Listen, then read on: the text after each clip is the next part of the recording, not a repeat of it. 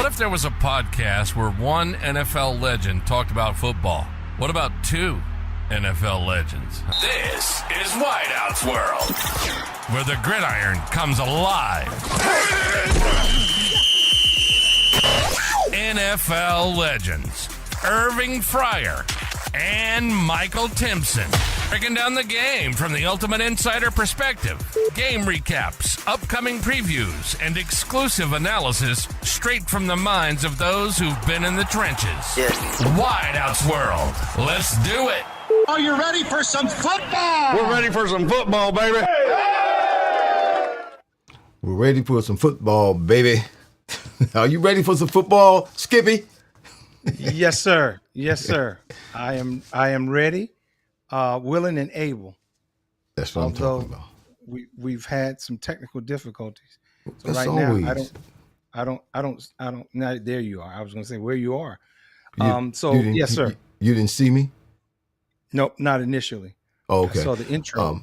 I smile every time when I'm watching, ABC, NBC, Fox, one of the major networks, and they have glitches. I just smile. I'm like, if they have glitches, and they're multi-billion-dollar businesses, if they have glitches, guess what? It's all right if we have a glitch. No, it's not. We operate on excellence here. Yeah, but right now, both of our jaws are tight because it wasn't right, and that's how we operate. Well, my jaw don't get tight, but it get tight. Something get tight. I don't know my jaw. Well, yeah, when it ain't right, but that's just some things you just can't do anything about. Particularly, I had to learn this when you got into doing podcasts and counting on the internet and, the connection between the satellites. Yeah, it's just sometimes it is what it is. Well, Elon running all that stuff up there with Starlink. He run it all by himself? Everything all jacked up. So you see that new phone he got? No. It's a Tesla phone. It's called a Tesla phone. I'll turn my lights up a little bit. It's a Tesla phone? Really? Yeah, it's a Tesla phone. And you don't have to charge it. It runs or charges via the sun. It's like, solar. It's solar charged. It's got the most memory. It's the fastest. It's like supposed to put all the phones. I don't want to talk to nobody that bad. I don't want to talk to nobody. I don't either. I left my phone last week. I left my phone in two different places because I don't care about my phone. How don't you have your phone? It's a while before I remember I don't have it, and that's a good thing. I go looking for it. That's frustrating because you don't know where I don't know where I put it. But a few hours can go by, I don't even know I don't have my phone because I'm not married to my phone, man. That's ridiculous. Stuff. All right, man. So since we're a couple minutes late, let's jump into it, brother. Okay. You got All it. right. You hosting. You got it tonight. The host with the most. I'm the host with the most. Okay. Uh-huh. NFL news. This one's pretty simple. Right down our alley. Since this is Wideouts World, and we talk about wideouts. We talk about Metcalf. Oh yeah, we do it with the wideout twist, and this is a twister right here. Okay. So before we had the technical difficulties, I had a picture of DK Metcalf. For those of you that don't know, who lives under a rock.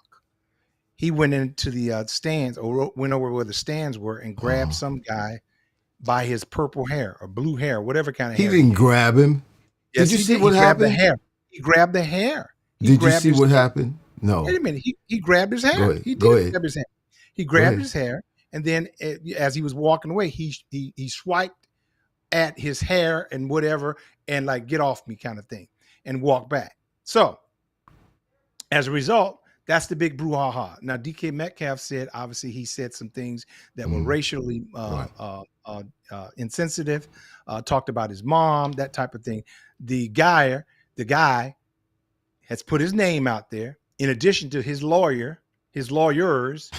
Sean and Sean, Head Murphy of Murphy Law Firm. I was like, you got to be kidding. I mean, it wasn't. He's going to try to get paid. It wasn't even cold, and he had lawyers. But anyway, so as a result, just 30 minutes ago, the NFL suspended DK Metcalf for two Two games. games. Yeah, 2 games, right? Cost him $555,000 for those 2 games. Don't get paid.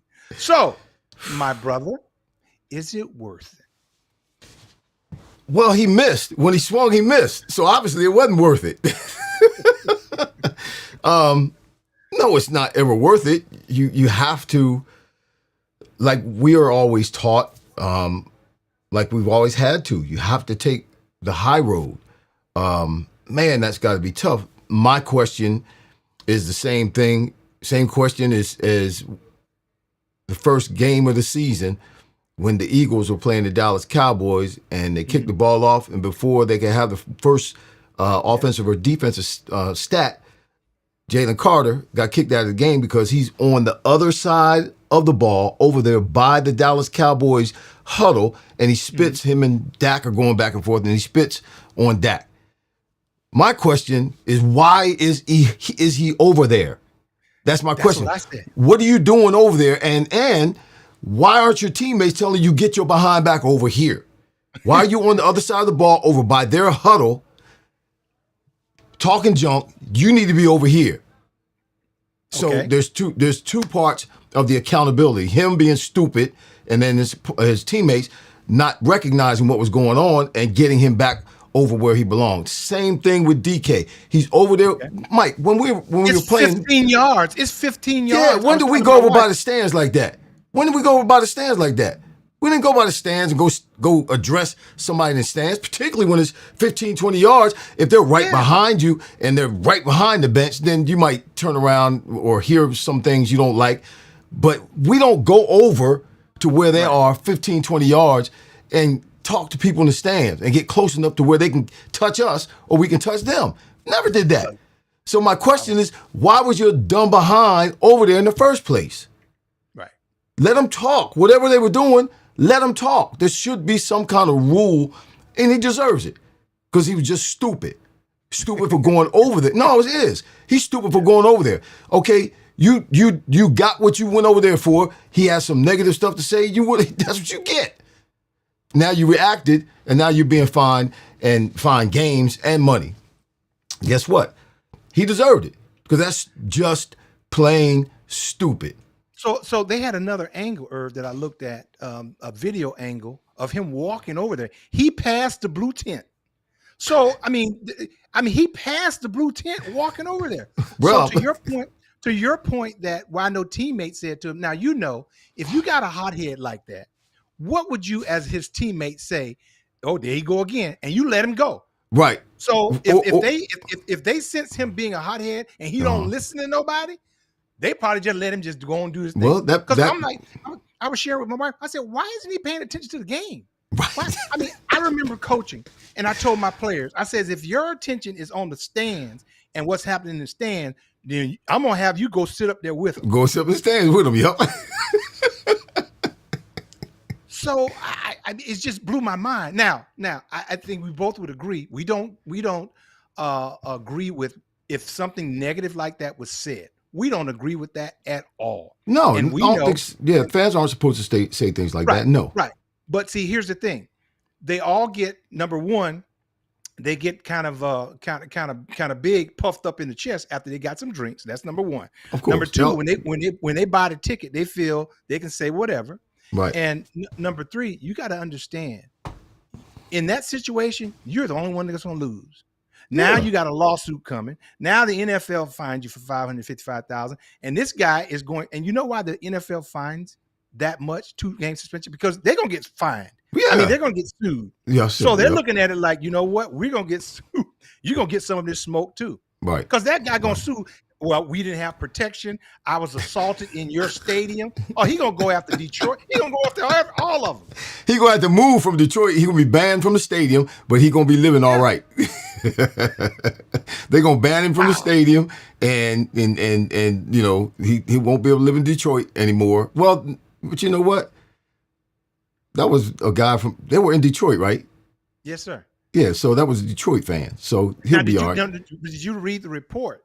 One of the reports, and I don't know how true this is, that this guy has followed him around And this guy, because he said he reported him when he was playing with Seattle. DK reported this same guy when he was playing for Seattle. Now, you know as well as I do, some fans travel. Right. They go from game to game. You see them at every game. Right. Right. And you got to ignore them. How many times you done been flipped off in New York, Buffalo? Every time. 17 years. They call you all kind of things. The N-word for 17 years in New York. You got to tune that stuff out, man. You got to tune that stuff out. Yep. You got to let it go. You have to anticipate it for one and just know. And you got to tune that stuff out. You know, you're sitting paying attention to the game. Somebody starts yipping and yapping, and if it gets bad to where it's actually interrupting your concentration while you're sitting on the bench, what I would do was, and this only happened to me a couple of times because they weren't necessarily specifically talking at me. People were always yapping and cussing and calling names and stuff, but there were a couple of times when they were directed right at me. And I probably had a short fuse, like always. I would get up and go stand on the sidelines.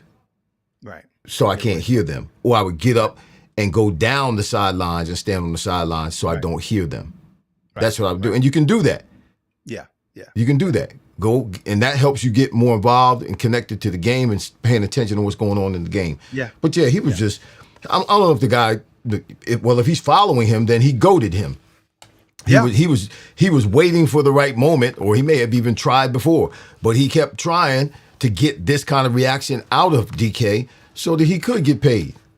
Because and I'll travel for 2 years too if I'm gonna get $2 million. So the ESPN reporters answered the question, why would he go on the sideline? They were told that he had a jersey or a shirt that had number 4 on it, and he went over based on that. You know. Yeah, but what? You shouldn't be over there. Not at that time. I mean, after the game, if you want to go over there, fine. But not during the game. No. And then he comes back, the next ball is thrown to him, he drops it. He had a couple plays that was real bad after that. Yeah. After that, because he worried about what, he knew he was wrong, and he knew that everybody saw it, knew the camera saw it, and he was like, oh God, what's going to happen? I messed up. Of course. Either he was pressing too much to make sure he caught the ball, or he was worried about, the consequences of his actions. Yeah. But it took him out of the game for a minute. He started getting it back together again. He caught a couple more balls. Well, that's the news. That's my news. Well, my news. That's my. You got another one? We'll talk about your second. What's the other one? You sure? Yeah. Okay. Let's talk about the offensive pass interference in the Pittsburgh-Detroit Detroit game. Was that Amon-Ra St. Brown? The end of the game. That was a great game, though, man. Great game. It was. That was a great game to watch. We had a couple of great games to watch. There's the Rams. Who did the Rams play? The Rams in Seattle? Man, that was a heavyweight battle. Good gosh. So we had talked about this before, about all, the pushing off with the receivers. Mm-hmm. But I'm going to go back one before that one. There's two. The pick play. You saw the pick play. They should have called that. That's a staple. They normally do that. They normally call that when it happens the way it happened. Mm-hmm. Now, here's the thing. When you do the pick play, they did call that one, Irv. They called that one. They called it back? The one he pushed off. They called both of them. But here's the thing. The pick play, you got to act like you're avoiding the guy. It was Salah, Falah, whatever his name is. He just went up, and the guy that was coming, coming here kind of pushed. Right. He pushed him into him, Yeah, but if he would have looked back, I think he could have got away from it like I was going on a pass, but he didn't do that. So that was the one. Well, maybe he threw his hands up when he got pushed. Exactly. Now, the one that we talked about all the time, we see it, which I was surprised they called this. Well, this was kind of egregious, though. When Ahmad ran 10 yards down the field and extends his hands and pushes. Yeah, you got to run into him and flip him. You can't run into him and extend your hands. Sir. You can go if he's standing there flat-footed, just go run into him, bam, and you'll push him back because he's standing flat-footed, and you got a 5-6 yard head start of running a steam. You run straight into him, bam, run into him. That creates your separation. Turn around, and they throw the ball. He extended his arms, like you said. He actually literally, instead of running into him, he made contact and pushed him. But here's the respect that I have for their coach. You know what he said? He said, "We own this loss." He didn't make excuses. He said, don't blame it on the refs. He said, we own this. Because throughout the course of the game, there's plays that could have taken care of you. You'd have never been in that situation. So I like that as a coach, as Coach Campbell. So but you know what? But you know what? You have to have that mindset anyway. Particularly with games that go down to the wire. When they go down to the wire like that, listen, we had other opportunities in the game that we blew or that we missed or that we, just didn't take advantage of, and it should not have even come down to that last play. So yeah, that's easy. My news of the week was just simply, and we're going to talk about this a little bit later on, is the doggone Jacksonville Jaguars, man. Nobody. They're the 3rd seed in the AFC right now. They're 11-4. When did that happen? Trevor Lawrence is breaking records. He's setting records with what he's doing. He's playing at a level now. He's got a couple of things going on in his overall game that only several Super Bowl MVP quarterbacks have done. And I'm just trying to figure out what the heck. Liam Cohen, this is his first year as a head coach, and he's got these cats playing like this, 11-4. Well, I'm going to save this stat for you that's going to help answer that question when we get to the Jags. Okay, but that's my, I'm just impressed because they're a silent killer, man. They slid right in there, and Trevor Lawrence. Let me give you one of his stats. Just in the last 2 games, Trevor Lawrence has 10 TDs, 8 passing, 2 rushing, and 0 turnovers. So he's the only other players in the NFL history with 10 TDs and 0 turnovers in any 2-game span in a season are Lawrence, he's one. Josh Allen did it in 2024, and he was the MVP of the league. Drew Brees, 2019, and Patrick Mahomes in 2018. He was the league MVP that year. But nobody's talking about Lawrence as the MVP. No, they're not. But he's doing stuff like the MVPs are doing. I think, what is he? Let me see. I think he's now his yardage. He's only thrown 3,500 yards. Yeah, he hasn't thrown for that, but he's very efficient. He's playing. He's just playing well, man. And one of the few games that I had an opportunity to watch him play a little bit this season, I didn't realize he's as athletic as he is. Yeah. He can move and he can run. He's a big, tall guy. Was he 6'8", 6'7"? No, he's not that tall, Irv. Oh, he's tall. He's not that tall. Yes, he is. He's tall. 6'5". I don't think he's that 6'5", that's it? I think he's taller than that. All right, I'm going to get my statistician. Hey, look that up and see, Yeah.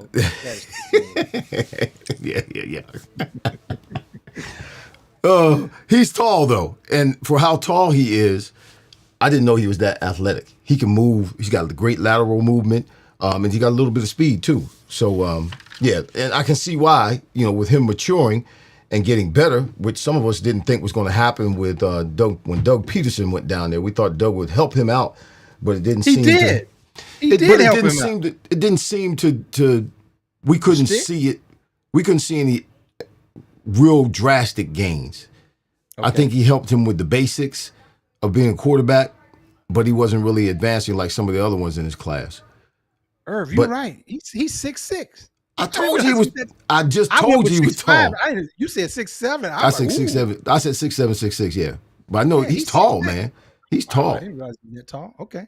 He's a tall quarterback, and that's what surprised me about him able to move like that, being so tall. Yeah. But yeah. Okay. Well, I got a couple things I'll share with you, but let's go to the top wide receivers for this week, which good. It's been pretty consistent lately for the most part. At least the number one has been pretty consistent. Well, we all know who number one is because he's number one dude. He's the number one dude in the league, Puka Nacua. He's number one. I mean, did you see him in that game, man? He's a beast. He's a beast. 12 for 225. To 225, 2 TDs, 18.8 yard average, 7 first down. He is a beast. And he's a 5th round draft choice out of BYU 3 seasons ago. Right now, with 2 games left, he's got 114 receptions, 1,592 yards, 8 touchdowns with a 14-yard average. He got 2 games to go. He got hurt last year. That's the only reason why he didn't have 100 catches. But his rookie year, he set the single-season rookie reception record. How many yards? What is yards that he's at? 1,600? He's at Somewhere around 59, there? 50. What for the single season rookie reception No, record? no, this year. This How year, many right now, yards he's did at he have? 1,592 right now Okay. with 2 games left, 114 receptions. Yeah. Okay. So my number 3 is a Penn Stater. You must. He's from the Jaguars. Yep. Yeah. And again, sneaking up on everybody. Sixth round draft choice out of Penn State, 2023. The win 34-20 over Denver, which was at Denver too. That's what really took the top off for me and made me start looking at it. I'm like, what? These are the Jaguars. Where'd they come from? Looked at the record, 11-14. I'm like, man, what are these cats? I mean, what are they doing? Where'd they come from? In Denver. In Denver. Nobody thought that was going to happen. Yeah. And he's been the most reliable receiver for Trevor Lawrence up to this point. He came up big against the Broncos. He had a 63-yard reception. It was a short pass, and he broke the tackle, split him, and ran for 63 yards. Split 2 defenders doing that. Real good. Additional gains of 24 yards, 21 yards, 20 yards, and a 12-yard touchdown. It's his highest yardage total of 2025. He's coming into his own at the right time. At the right time. Jaguars are going to need him, and I think the whole Jaguars receiving corps is doing a lot better right now. But man, if they could get it together, Trevor Lawrence could be dangerous. He could be dangerous. He's putting up some big numbers right now, and he's got a supporting cast. So Parker Washington is his name. He's my number 3. My number 2 is Chris Olave. We haven't heard anything from here. He hasn't been in our top 3 at all this year. When we heard his name, he was trade bait. They were trying to trade him. They were thinking of trading him. He's been dealing with 2 novice quarterbacks too this year. So far, I mean, when this game was the 29-6 victory over the Jets, they were at home. The Saints were at home. 10 receptions, 16 targets, 148 yards, 2 TDs. The long was 38 yards, 7 first downs, 14.8 yard average. So his 2 quarterbacks, a 5th rounder from South Carolina in 2024, Rattler, and Tyler, I guess you say his name, Show. Yes. 2nd round out of Louisville this year. So it's impressive to me, and we know what Olave can do. This is his 4th season. We know what he can do. Right now, he's out 1st round draft choice out of Ohio State in 2022. Right now, he's got 92 receptions, 1,044 yards, 8 touchdowns, 11.3 yard average. Which, with those, exactly. With those 2 quarterbacks. Wow. With those 2 quarterbacks. He hasn't been getting any publicity because they stink. Right. Yeah, they're not winning. But he also, in the statistics every week, I look at the receiver statistics every week too. He hasn't been in the top 3 or 4 at all. Right. It's just been a steady choo-choo train. Yep. Yes, he's sir. just been steady. Yes, and, again, it's frustrating with 2 young quarterbacks. He's still young. This is only his 4th year in the league, but he is the vested guy now. So, dealing with young quarterbacks, trying to not get killed for one, run down the field and catch a ball without getting killed because the young quarterback then threw you in a bad spot. And then the patience you need to have while those guys develop is, just hats off to him. He's working. What that says to me is, man, he's got his nose to the grindstone and he's working. He's doing his job, doing the best that he can do for as long as he can to help the team and also to further his career. So hats off to him. And then my number 1, as we said, is Puka Nacua. Now, I do have a boo. A negative smiley face, the 2 eyes and the upside down smile. I do have one of those, and that is AJ Brown. AJ Brown is my buff. Wait a minute. You creating another category? Yeah. I have to do that. I got 2. I got one after this too. He's my buff of the week, or my boof. What do you want to call it? Thanks for the heads up. I had no idea. Okay. Well, I just came up with this before the show. So. And you're going to agree with me. Do you know how many yards and receptions A.J. Brown had this week? Wasn't a lot. A.J. Brown had, and they beat Washington. I was at the game. 9 receptions, 12 targets, 95 yards, no touchdowns. Against Washington. Ooh. He said, ooh. No, Mike, come on. He had 9 receptions for 95 yards.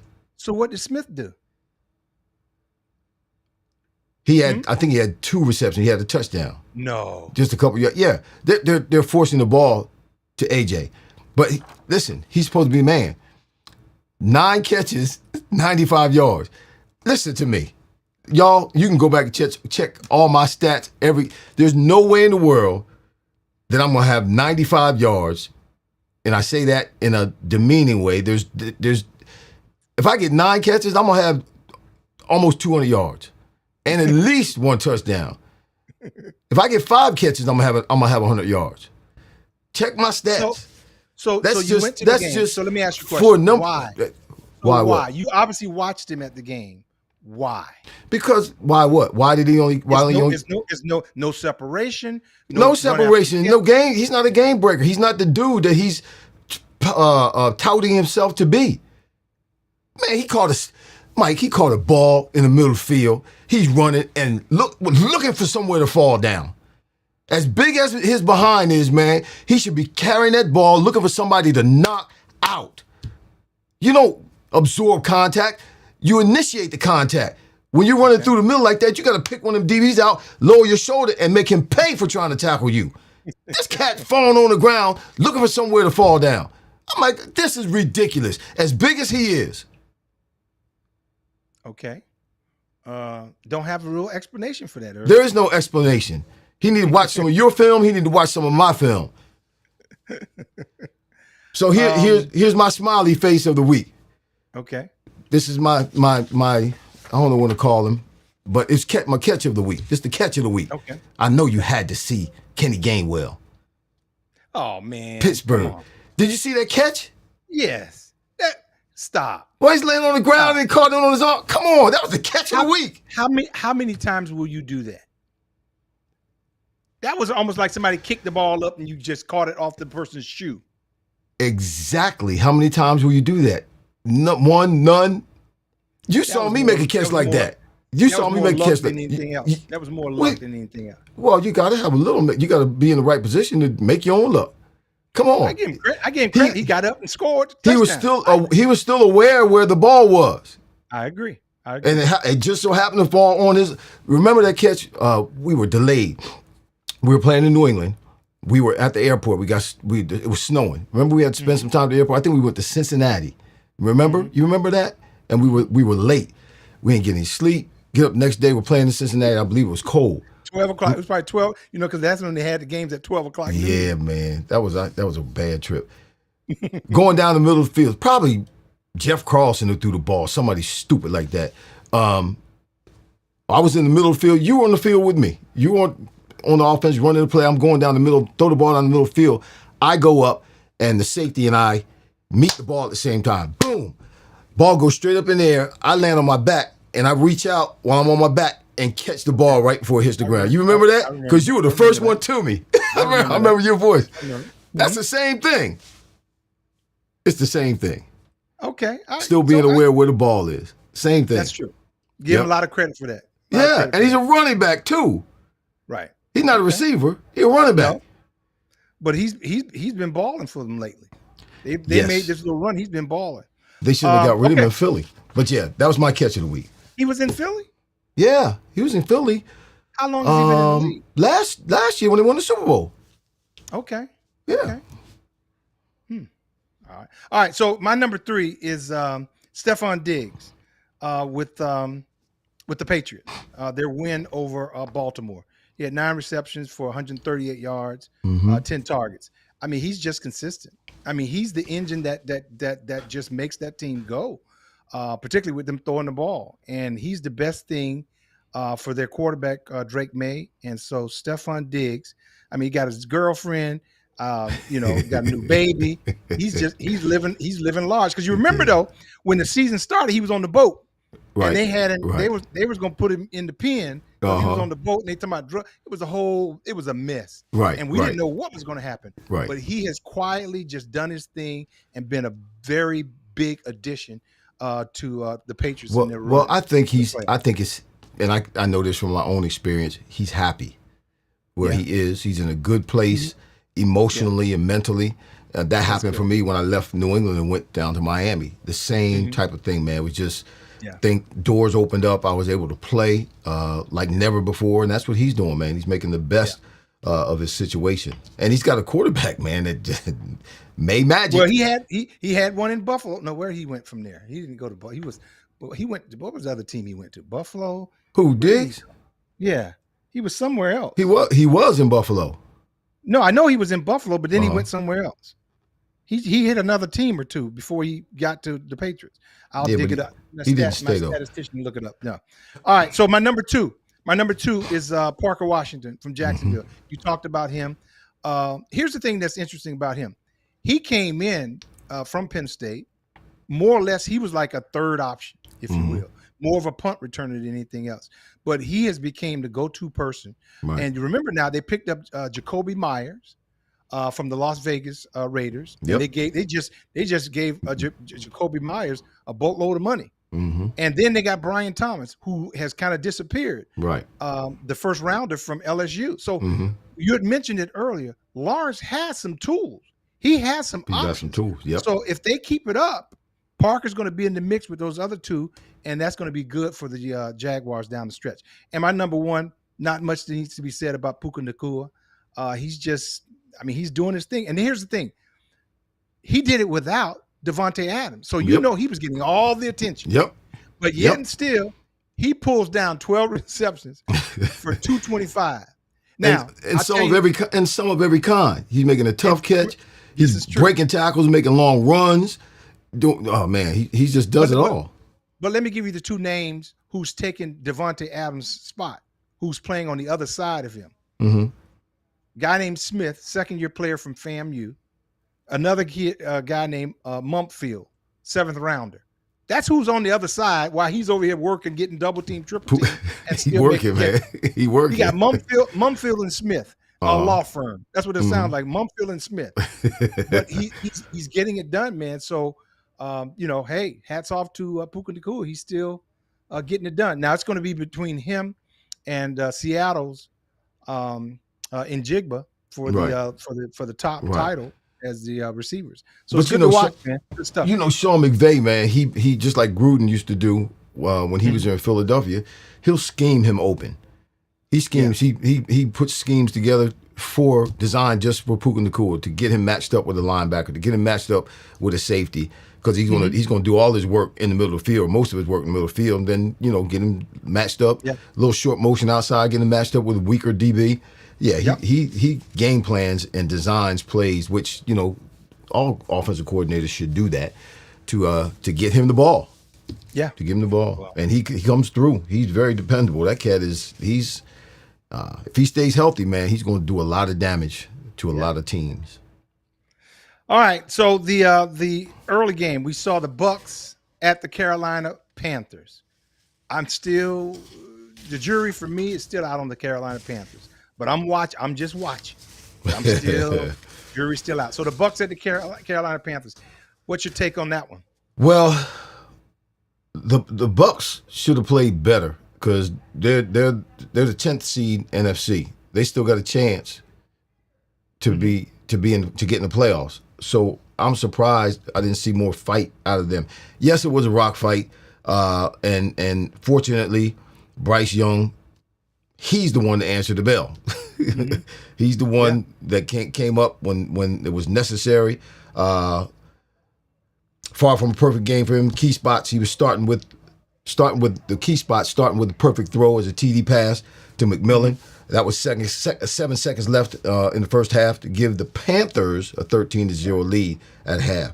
And his best play came late in the third quarter when he slipped a couple of rushers, stepped out of I guess it was a sack, I guess we've been sacked. Stepped out of a sack and threw that ball down to Sanders for a TD, and then a fade route to Jalen Coker in the fourth quarter to set up the go-ahead field goal. It was a must-win game. A must-win game for Carolina. They're not in the hunt right now, but they could slip in. I know. and just it's just this simple. The Bucs proved to everybody in this game that they had lost the magic that made them look or be so thrilling to watch in the first 6 games of the season, first 6 weeks of the season. Baker Mayfield, his game-ending interception just proved it. Miscommunication between him and Evans, and that put a punctuation mark on the whole season for them. That what we saw was really what they really were. These last, you gonna write them off that quick? Wow. Yeah. Wow. I just think when they're out of sync, they're not playing, they're not looking. There's no excitement, there's no spark like there used to be the first 6 weeks of the season. Without all the tools. Without all the tools. Well, that's a part of the reason. Yeah. They don't have all the tools. Look at the Commanders. They're horrible. They're down to their 3rd string quarterback. Then they're just not a good team right now, and it has to do a lot with injuries. Mm-hmm. Well, so, he got Mike Evans back, and then he got Godwin back. So he's trying to get acclimated to them again.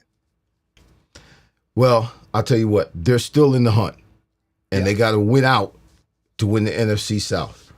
They got to win these last 2 games. So here's my take on it.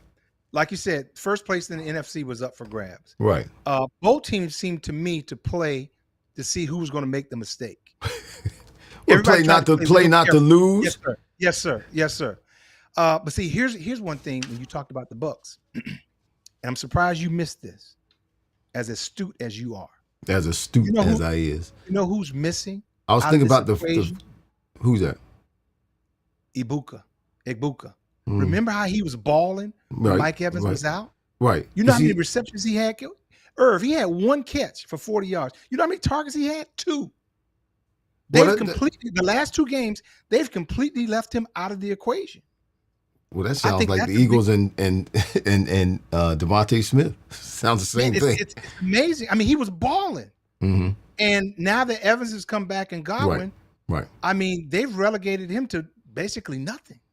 So I think that's a big part of it as well. But again, the NFC South sucks anyway. Right. I mean, they're 8-7. The Carolina Panthers are 8-7. The Bucs are 7-8.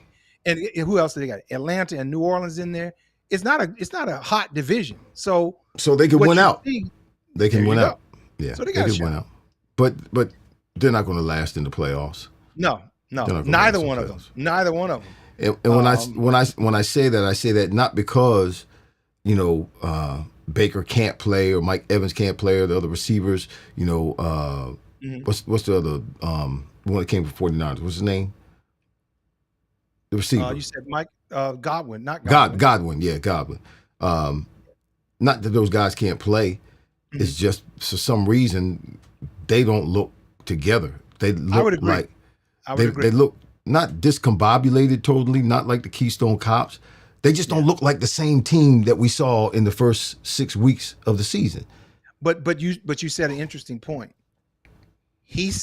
Baker played better. Yeah. When those guys were out. He had to. He was working with exactly. Right. He had to. Now he's trying to force the ball into Mike Evans and things like that. Right. Now it has a whole different feel to it. Yeah. So it's been interesting. I want to say shout out to the crew here. Thank you. They were talking about Stephon Diggs. He played for the Vikings and the Texans, Irv. So there's a couple teams.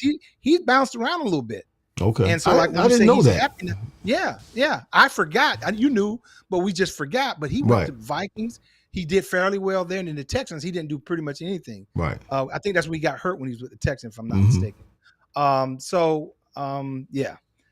All right. So thank you, everybody, for giving me that information. Those are my statisticians there. They were working in the background. James Hicks is asking the question, who would have thought that Jacksonville and Chicago would be doing so good this or any season? Which I'm gonna give you this one, Irv. All right. Coach of the year. I'm gonna give you 3 names, and I love this. I love to hear what our listeners are saying as well. Coach of the year. Right now, if you had to give the coach of the year, who would it be? Oh, I thought you were gonna give me 3 names. I you know what? I don't want to cheat and give you 3 names. I want you. No, give me 3 names. Give me 3 names. 3 names. Here's the 3 names. The hot 3 names. Jacksonville, Liam Cohen. Chicago, Ben Johnson, and New England, Mike Vrabel. When do they choose? When do they choose Coach of the Year? At the end of the regular season? I want to say yes, but don't quote me. Man, that's hard, huh? Yeah, it's hard. It is hard.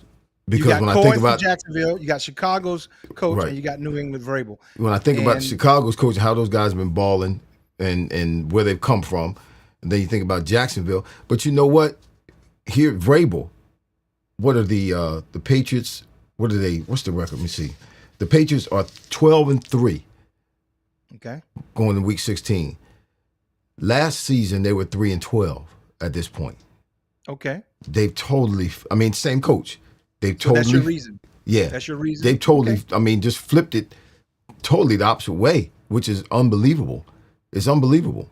Well, to you go- can say that about the other two as well. Well, yeah, the Bears and Jacksonville. Jacksonville, yeah, it's the first time Jacksonville won 11 games since 90 something. So to that point, so we can move on. Here's the thing. I think it'll be Mike Vrabel, and here's Yeah. why I believe it'll be Vrabel will get the pick. I just think not the sentimental pick, the favorite pick. You know, the Patriots. You know, getting back, they've won 7 Super Bowls. The owner is big in the league. Uh-huh. I just think he'll get the nod. That's just my prediction. I think Vrabel will get the nod.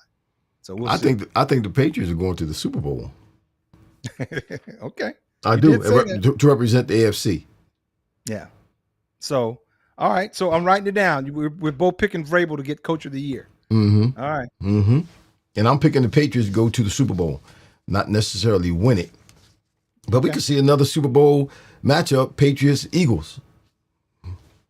Yeah, that's true. All right. So let's go Jags and Broncos. Jags went to the Broncos and spanked them. Just yeah. Spanked them. Now, I'm go ahead. No, you go. You go first. I'm going to share this with because you had mentioned Trevor Lawrence before. Mm-hmm.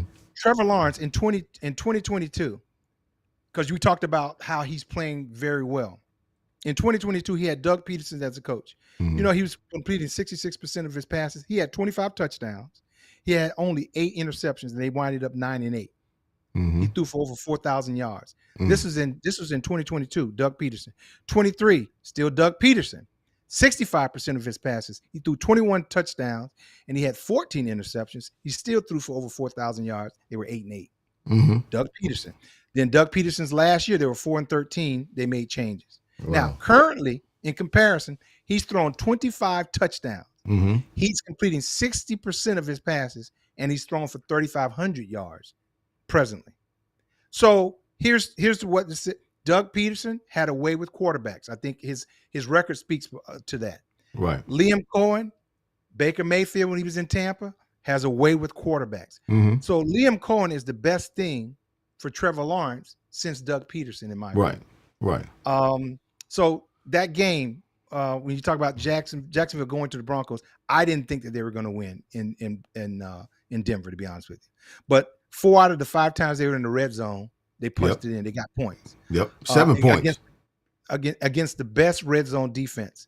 Right. But they sacked him 5 times. See, I get when you're getting ready to get into the playoffs and your quarterback is still getting sacked 5 times. Mm-hmm. 5 times. That Mhm. normally ends up in an L. Normally. Normally it ends up in an L, but it didn't. It didn't. And here's the I'll turn it over to you. The Broncos, to me, they look a lot like the New Orleans Saints team of Sean Payton's old when he had Drew Brees, Alvin Kamara, Jimmy Smith, those guys. That team looks exactly like New Orleans to me. So I don't think. Well, they're coached by the former New Orleans coach. That's what I'm saying. But I don't think either one of these teams. I just think Broncos. We talked about the youth of them. Right. I see it somehow getting in the way, but we'll see. But it was a good game. It was a good game. Jacksonville and Broncos. After the Jags 3 and out, let me see. No, let me give you my commentary. So the Broncos had. This was the 11th comeback that they won this season. The Broncos had. They're the only team that had 11 comeback wins. Mm-hmm. So, and that's tied for the most ever. and the door got open when the Jags lead got cut down to 2 scores. So the Broncos were up, and they were handling their business, and it didn't look good for the Jags at the beginning of the game until early in the fourth quarter, and that's when the Jags went 3 and out. Bo Nix threw a 4th down interception and misfired another 4th down turnover on their next drive. So the Broncos had some big plays, but it just wasn't enough. Right. And I think the Broncos, because they've been that team this year, they just had not a letdown in the game, but a letdown at the wrong moment. Okay. They weren't able to continue that high level of play that we've seen from them this season. And the Jags, like you said, converted 4 out of 5 in the red zone, and the other one was a field goal. The 5th trip was a field goal. Denver D had only allowed 15 touchdowns in 39 opponent red zone trips. They only allowed 38.5% of the trips into the red zone by their opponents to be touchdowns. So they had somewhat of a lapse in this game. Now the Jaguars, obviously, they're still trying to prove that they can play with everybody else. They're trying to prove that they're a good team in this league. So they're going to carry that energy all the way through. And they knew they had to do that going to Denver, because they knew, just like everybody else thought, that nobody expected them to win. So they played with that extra energy that they knew they were going to need it. And the Broncos just had a little minor lapse. But watch what happens the next couple of games. I believe the Broncos are going to pick it back up. The Jaguars might continue to. They're the 3rd seed, so they're in the AFC. So they're going to the playoffs. Mm-hmm. They're going to the playoffs. How deep they'll go, I don't know. Obviously, the Broncos are number 1 right now. I think they'll get back on track and remain number 1. I think it was just a little bit of a lapse, and they met a team that's got a chip on their shoulder, that's got something to prove, and they weren't going to have a letdown, and they were able to fire themselves back up, come back from a deficit, and push to win. Now you'll enjoy this. Your favorite coach being Sean Payton. You know, he gave them bullet board material, and he talked about Jacksonville. He talked about Duval. He said it was a little small market. So he said something negative. They kind of used that as fuel. As a matter of fact, the coach said it after the game in the locker room. You know, you have the cameras. Right. In there, yeah. Referenced it. Yeah. He referenced it. So it's interesting. So maybe they'll meet up again. I was going to say they have a chance maybe to meet up again, 2nd round, 3rd round of the playoffs. Who knows? But yeah, Sean, I didn't realize that Sean Payton can be somewhat of a smart behind. He's got a little potty mouth. See, when I see Sean, I remember Sean as the assistant quarterback coach, or the assistant. What was he? Yeah, he was the assistant quarterback coach when he was here. GA or whatever. Yeah. Yeah. Grad assistant or whatever. He was a low guy on the totem pole. He wasn't calling any plays. He was in the meeting rooms. He wasn't doing any installation. He wasn't doing any talking. He wasn't doing any guiding. Just on the field with us. That's all he was. And then now he's this big head coach. So I always remember him, how he used to be, how he was. Well, he's the man now. He's the man. Yeah. He went, to the Giants, and then the New Orleans. Yeah. Mm-hmm. So let's get to the Pats, the Sunday night game, the Pats and the Ravens. So go ahead, give me your take. Well, just the Ravens are a mess. You know, the Ravens are a mess for some reason. Whichcomb can't hold on to the ball this year. I can't even think of his name. The big Derrick Henry. Derrick Henry has been fumbling the ball all season long. Fumbling the ball in the key. Yes, he did get 100+ yards and a couple of touchdowns in the game against the Patriots. But man, he fumbled the ball in the key. Anytime you fumble the ball and it's recovered by the other team, it's the wrong time. So he fumbled the ball at the wrong time. And I think every game that I watched the Ravens this season, he's turned the ball over when he's already gotten his hands. So, and then obviously, you know, they're dealing with Lamar Jackson and his injury. Yeah. He was been injured off and on for a good portion of the season. Then he makes that slide and gets hit in the back with the guy's knee, and now he's having problems with his back. And then we have the second string quarterback comes in, and you know, anytime the second string quarterback comes in, you know it's a step down. And things are about to get a little bit hectic. But man, they ran into a buzzsaw. Drake May threw for more yards this season than he has all season. 380 yards, 31 of 44, 2 TDs, 102.5 QB rating. He was fleet-footed. He was strong throws, accurate throws. The kid, he can do it all. Yeah. Yeah. This was their playoff clinching win. Patriots well, are here's the thing that I liked about them. We, again, like the Broncos, we talked about their youth, how it was going to fare going down the stretch and getting into the playoffs. Their youth showed a little earlier in this game, if you ask me. The Patriots. But then again, yes, the Patriots. Sorry, the Patriots. Their youth showed, but then at the same time, I saw some resilience. Right. I saw some resilience as them. You know, they kept working and they kept. That's working. Vrabel. That's Vrabel. Yeah, man. Yeah, that's and Vrabel. that was good for me to see because I'm like, okay, that's what we may see down the line in the playoffs. Yep. And here's the thing: they're 7-0 on the road. Mm-hmm. You know, that takes a whole different mindset. Yep. To go on the road and win. You know, the biggest one, obviously, when they went to Buffalo and whooped up on Buffalo in Buffalo. Right. Right. And You know, to go to the Ravens and whoop up on the Ravens in Baltimore. Come on, in the cold. And you lose your top back, Right. and then you become one dimensional, and you just threw the ball. Yep. That's why he had all those yards. You just start throwing the ball. So now, guess what? I'm the head coach. We got a good look at our pass game. If we needed to throw the ball, we got a good look at it. So now, if that back, I think they should sit him for next week because he got hurt. He got his head hit the turf. Right. They should even play him next week. It didn't look like it hit that hard. I was surprised at that. His head slammed on the turf. But they should sit him. Don't even worry about playing him. You know, you're in a good spot. You're playing the Jets. He's under concussion protocol. It ain't like when we used to be in. You sit on the sidelines. We take your helmet for 2 plays. Come back. How many fingers I got up? 2. I'll get you behind back in the game. It ain't like it used to be, bro. He's on concussion protocol. He gonna be out for 10 days at least. Yeah. So that's going to be good because he is a big part of what they do. Henderson is. So the Ravens, like you said, you know, once Lamar got hurt, I think they all packed it in. I think they're packing it in right now. Well, yeah, because Derek had already fumbled, and then Lamar gets hurt, and then Zay Flowers, they keep running him on those reverses, and every third time they run him on the reverse, he fumbles the ball. Well, the second time he scores, so he's 50-50. Okay, we're gonna score. We're gonna turn it over. What are we gonna do? Because I've seen him several games run that reverse and get hit and fumble the ball.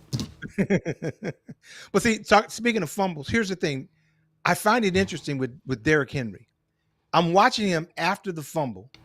He's still carrying the ball in one hand. I see him getting contact. He doesn't put 2 hands on the ball. He's still holding the ball with one hand around contact, which I'm like, why? Right. I understand put 2 hands on the ball when you're around that kind of contact. Yep. Because he's a big target. Right. And obviously he's fumble prone. They're going to be punching and swiping and all that kind of stuff. Yep. And holding him up and hitting the ball out. I just don't understand that part. Such a great back like he is, he won't put 2 hands on the ball when he goes around contact.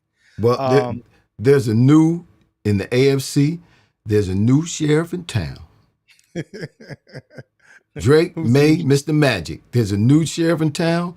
They proved it against the Ravens because the Ravens have been on top of the AFC for several years.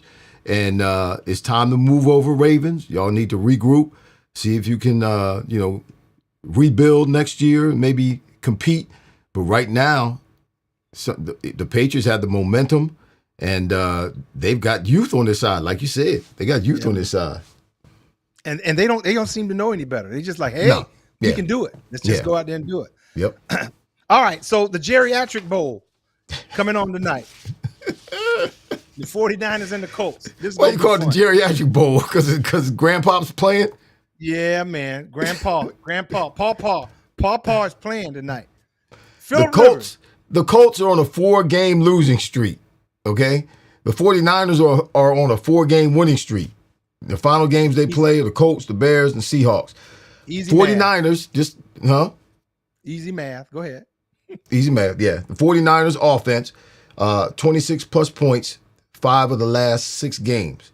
37 points they just scored against the Titans last week.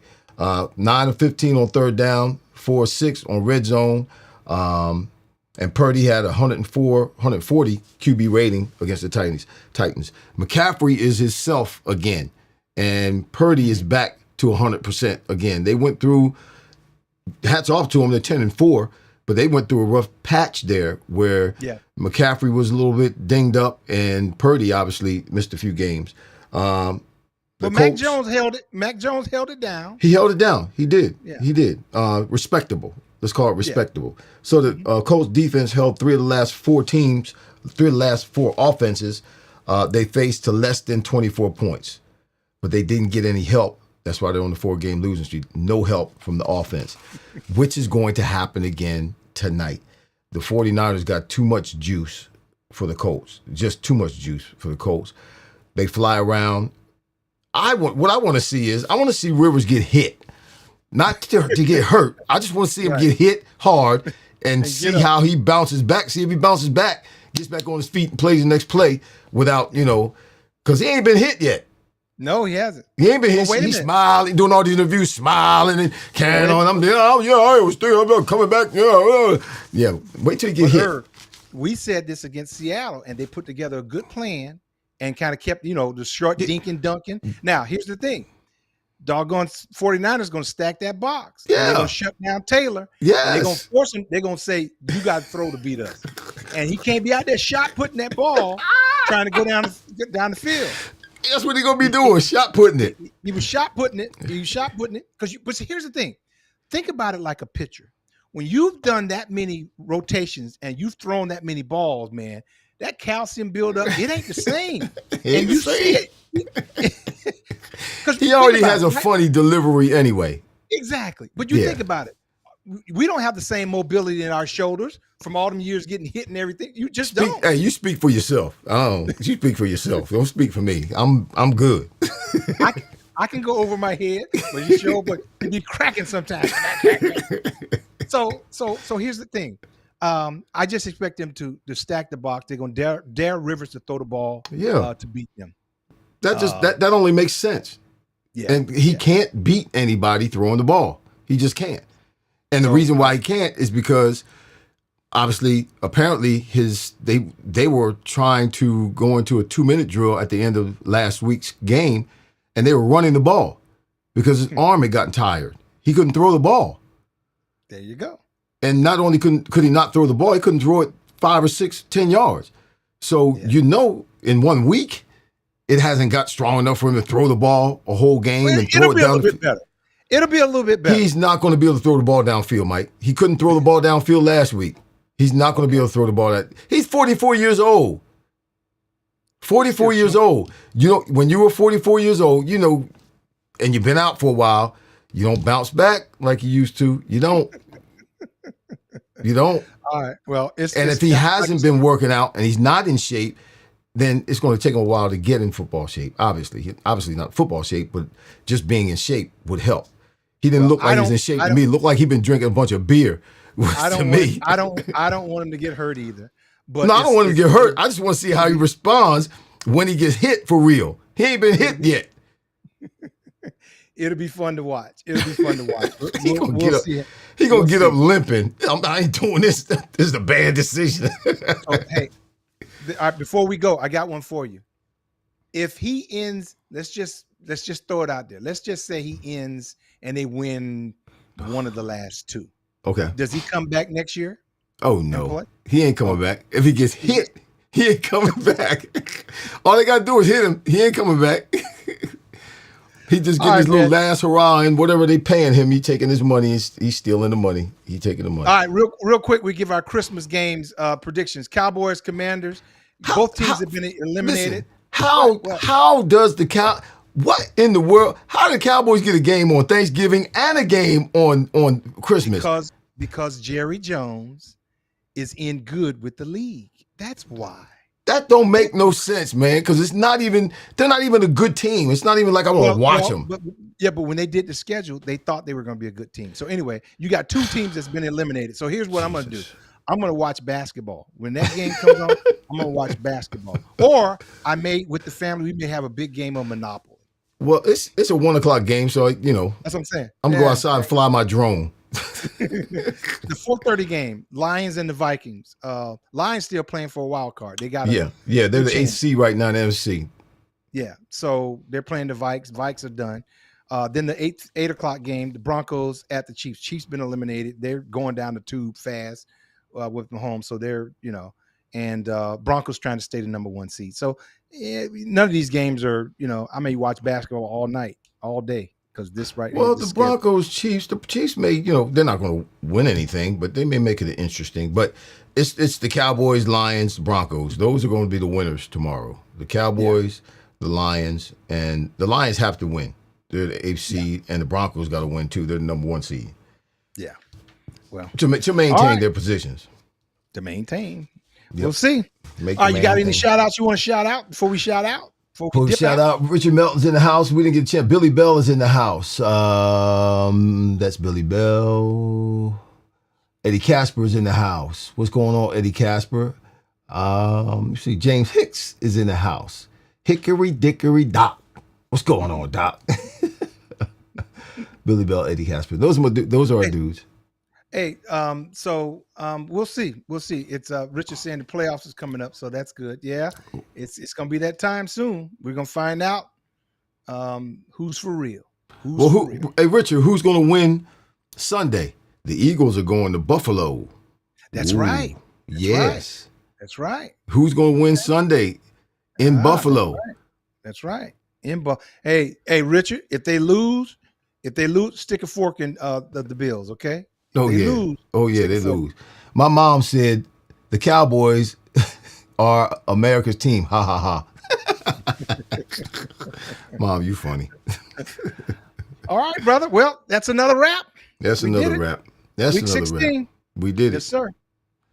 Was that week 16? This is week 16 recap. Okay. So this is 17 coming up. Mm-hmm. We still got to finish 16 tonight. Yep. You got it. All right.